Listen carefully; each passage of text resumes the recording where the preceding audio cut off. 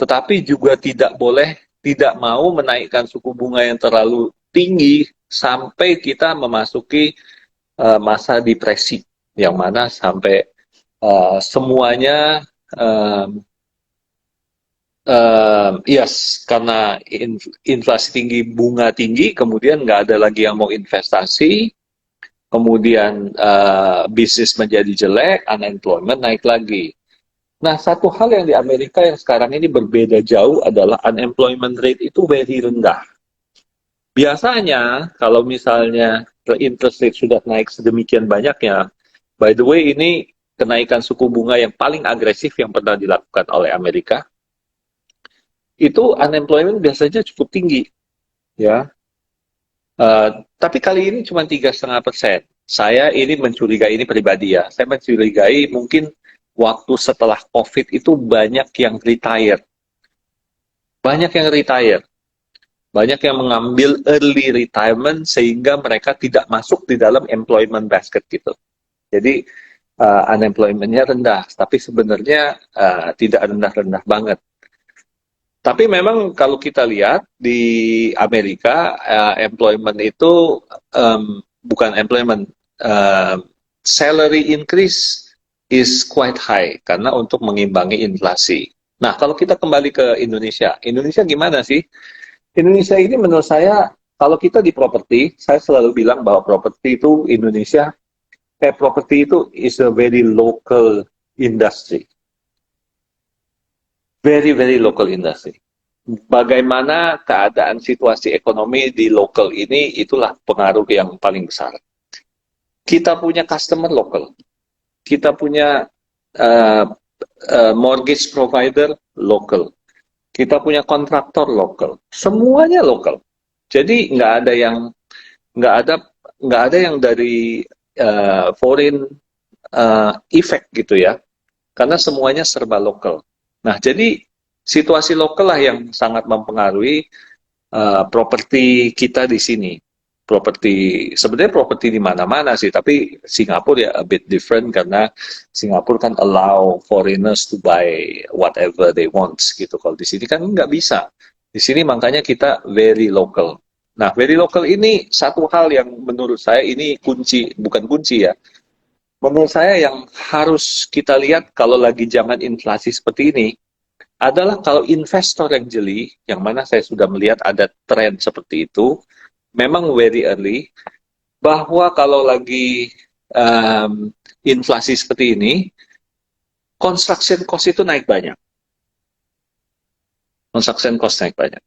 Untuk membeli apartemen yang harganya seperti sekarang ini, itu sudah dibilang sangat murah. Kenapa? Karena untuk membangun seperti itu udah nggak bisa lagi. Karena construction cost sudah naik banyak sekali. Jadi menurut saya kalau misalnya investor yang jeli, ya termasuk saya, kalau misalnya ada apartemen yang dijual murah, itu udah harus dibeli. Iya. Karena nggak mungkin kebeli lagi. Bukan nggak mungkin kebeli, nggak mungkin kebangun lagi seperti itu harganya. Saya beri Baik. contoh tahun 2000 eh, 2000 berapa itu ya? 2004, 2006. Mungkin 2006, 2007. Itu ada salah satu apartemen yang di dekat Grogol itu, harga jualnya 4,5 juta per meter. Ya. Waktu itu kurang berapa laku. Nah, kemudian saya tahu ada beberapa, kemudian setelah itu terjadi inflasi yang cukup tinggi.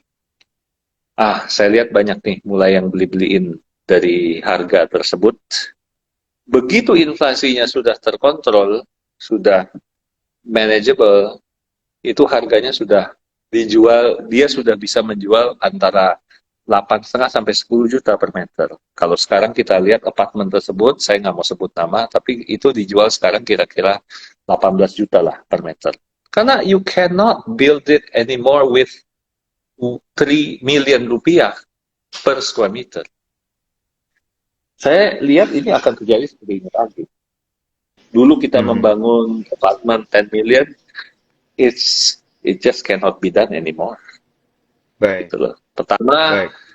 kurs rupiah sudah terdepresiasi. Mm-mm. Kedua, inflasi cost construction material sekian persen. Jadi ya Mhm. itu menurut Baik, saya. menarik Pak. Bocorannya kayak gitu. Berarti kedepannya ini bakal ada sedikit kenaikan juga ini Pak Ya, untuk tetapi kan untuk properti-properti. orang mengeluarkan uang, untuk orang Ya, mengeluarkan uang saat ini untuk membeli properti, is it really the right time? iya, Kalau nggak punya keberanian, nggak mungkin bisa mau beli. Dan juga, betul. I think untuk jaga-jaga jangan sampai nanti resesinya ini resesi, we don't know resesi itu beneran terjadi. Kalau misalnya sampai dua Mhm, tiga tahun dan itu affects Indonesia, mhm, waduh, saya nggak punya cash bisa gawat ini. Jadi ini iya, benar-benar untuk investor yang punya duit lebih lah maksud saya. mhm. Tapi kalau Pak Harun lihat dengan kondisi inflasi yang agak kemarin kan naik ke 5,9, sekarang udah agak Ya, melandai. Habis itu betul. suku bunga juga sepertinya akan mengikuti kenaikan di Amerika Serikat semalam. Semalam kan ini di Amerika Serikat menaikkan Baik. 75 basis point. Iya, Pak. Iya, Apakah Pak which I Harun, think is a bit iya, crazy. iya, iya, iya, you're right, Pak Harun. Apakah Pak Harun ini melihat dengan kondisi market kayak sekarang, buyer-buyer properti di Indonesia ini masih kuat begitu, Pak, gitu. Masih resilient juga nggak nih untuk membeli properti di akhir tahun ini dan tahun Ya, 2023 nanti? iya. Jadi kalau misalnya kalau seperti kita di grup penjualan perumahan landed itu pasti bagus sekali. Tapi saya bilang tadi kan bahwa di bulan Oktober, um, di akhir September itu terjadi a bit slowing down gitu karena kebanyakan orang talking about recession. Jadi itu mempengaruhi sekali di tempat kita. Walaupun menurut saya suku bunga KPR itu masih manageable saat ini. Suku bunga KPR itu menurut saya masih cukup rendah. Kalau di awal tahun atau di tahun lalu sudahlah itu suku bunga terendah yang pernah Indonesia alami sejak kemerdekaan. Jadi nggak pernah kita semurah itu mortgage very very low. Some of the banks even offer 4.5% KPR, itu benar-benar luar biasa rendahnya, nggak pernah terjadi. Sekarang sudah ada kenaikan sedikit, tapi masih sedikit. Karena saya waktu pertama kali bahwa terjadi inflasi dan lain-lain, saya juga melihat bahwa ini kayaknya kita mulai terasa construction cost kita naik itu justru di akhir tahun lalu, surprisingly, waktu sebelum orang bicara mengenai inflasi. Jadi akhir tahun lalu kita sudah merasakan, waduh, construction cost-nya mulai naik nih. Makanya harga baru sudah kita set harga yang lebih untuk mengimbangi inflasi tersebut. By the way, kita itu kan pre-sale ya. Kita harus nggak boleh terjebak karena pre-sale itu kita menjual lebih awal. Betul. Tiba-tiba waktu membangun kosong transaksi yang naik banyak kan kita margin kita termakan. Jadi kita benar-benar harus plan it well. Jangan sampai kita stuck in the middle gitu. Tiba-tiba bahwa kita terkena trap dari cost of transaction yang naik banyak. Nah itu kita try to manage it mulai dari awal tahun sudah kita kelola bagaimana cara menghandle inflasi ini. Padahal sebelumnya waktu itu belum banyak orang bicara mengenai inflasi yang naik banyak. Nah, waktu BI mulai menaikkan suku bunga ataupun Fed menaikkan suku bunga, sebenarnya inflasi di tempat kita itu sudah terjadi kira-kira akhir tahun lalu gitu. Tapi untuk kembali ke pertanyaan tadi bahwa untuk membeli properti seperti saya bilang September Oktober itu memang ada slowdown. Saya lebih melihat slowdown itu bukan karena mereka tidak punya uang, tetapi lebih karena ketakutan akan adanya ancaman resesi yang dibicarakan banyak orang itu. Hmm. Itu lebih banyak orang bicara ya pasti lebih lebih percaya Iya, lah ya Pak, bahwa akan terjadi inflasi. iya, betul sih. Narasinya Iya, soalnya kayak saya gitu. izin nanya lagi, Pak. Iya. Kan per September itu VAT kan udah PPN kan sudah off, udah nggak insentif lagi apa ya.